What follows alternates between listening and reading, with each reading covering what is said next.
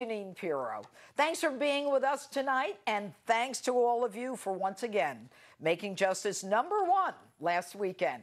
And what a show tonight here in L.A. I'll be talking with conservative firecracker Michelle Malkin, White House Deputy Press Secretary Hogan Gidley, Congressman Darrell Issa, and Turning Point USA's Charlie Kirk.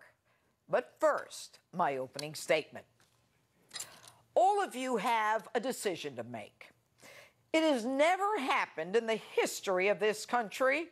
An ex-president viciously attacking his successor, trashing our commander-in-chief, his party, and all those Americans who put him in the Oval Office. This on the heels of an anonymous op-ed piece allegedly written by a gutless senior administration official, or not, and published in collusion with the New York Times, a Trump-hating newspaper. There is so much hatred and resentment over the success of this president that they simply cannot handle it. I've got news for you. It's not going to stop. The haters aren't going anywhere. But if you're a patriot and you like the course America is on, just ignore them, get behind this president, and vote. Yesterday, with a full-throttle, savage attack on the president, Barack's message, obstruct and resist. He pontificates about the reality of racial discrimination, slavery, and the, quote, darker aspects of America's story, accusing President Trump as follows. He's just capitalizing on resentments that politicians have been fanning for years.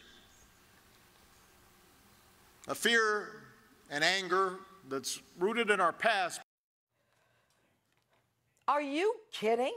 If anyone has stoked racial hatred and divisiveness, it's you and your self-proclaimed wingman, Attorney General Eric Holder, running off to Ferguson, attacking all law enforcement whenever there's a death, even before there's any investigation. And in case you don't remember, Barack, no cops were found to have committed wrongdoing in Michael Brown and Freddie Gray's killings. You even stoke religious division. Are you serious? You're the one who shows up at a national prayer breakfast in 2015 after the beheadings of Americans by ISIS, having the gall to tell Christians to get off their high horse over atrocities committed in the name of Islam. In fact, aren't you the same guy who in 2008 and 2015 criticized Christians and working-class voters in old industrial towns decimated by job losses, saying, we Christians cling to guns and religion? You call Republicans elitist? You're the elitist looking down on hardworking Americans. And then you say... But over the past few decades, the politics of division and resentment and paranoia has unfortunately found a home in the Republican Party. The politics of division has found a home in the Republican Party? That's as ridiculous as saying that this administration is cozying up to Russia. You want to talk about cozying? This is my last election, basically. Yeah. After my election, I have more flexibility. Yeah. Yeah, I understand. I transmit this information to Vladimir. What were you talking about? Barack, you never answered that question. What would you have more flexibility on after the election? Was it the sale of our uranium? Was it the money you were going to send to Iran? Was it meddling in our election? Was it money to the Clinton Foundation? How about your foundation? Your narrative of Republicans as Nazi sympathizers is a dog whistle to your base. There is no truth to it, but you insist on repeating it to stoke up the hatred by your base. How hard can that be, saying that Nazis are bad? Maybe you ought to say that to the Antifa who claim to be anti-fascist. But they're all leftists from your party, and they are the ones who want to suppress free speech and would rather burn down a building than hear what the right has to say. That's fascism.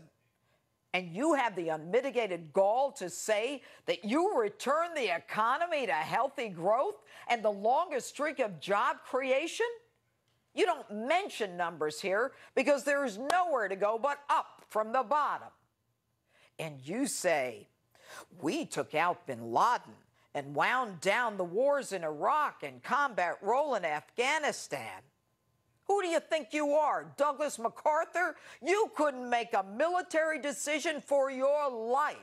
You're the same guy whose feckless foreign policy couldn't figure out what to do with that JV team, ISIS, whether to contain them, dismantle them, or destroy them, none of which you did.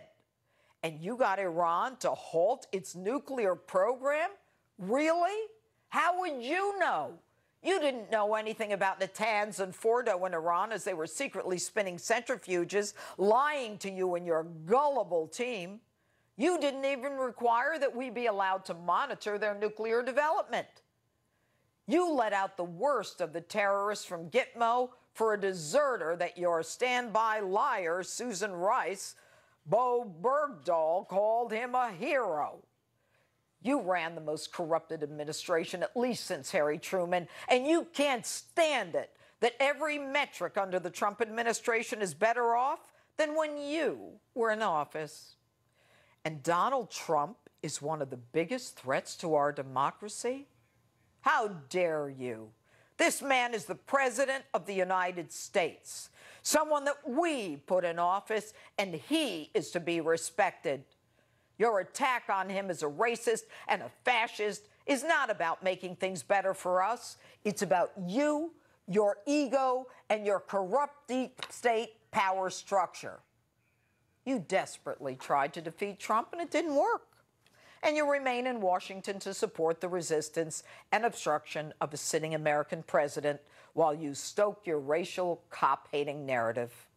Your version of America is not the America we want. To us, social justice is about justice for American citizens and not illegal criminals. To us, social justice is about taking care of veterans who come back to our shores with fewer limbs than when they left. To us, social justice is not about burning our flag. It is about raising it and lifting it. I'm sorry to say this, but there's one thing that you're going to have to live with. The only reason that we have an outsider businessman president is because of you, your lies, your policies, and your divisiveness. You, Barack, you elected Donald Trump, and there's nothing you can do about the fact that he's sitting in the Oval Office now. So I guess I should say, thank you, Barack. And that's my open. And remember, if you're a fan of my opens, you'll be a huge fan of my latest book, the New York Times #1 bestseller, Liars, Leakers, and Liberals, The Anti-Trump Conspiracy. You can get your copy tonight while you're watching me. And joining me now here in Los Angeles to talk about my open and the rest of the news this week, conservative commentator Michelle Malkin.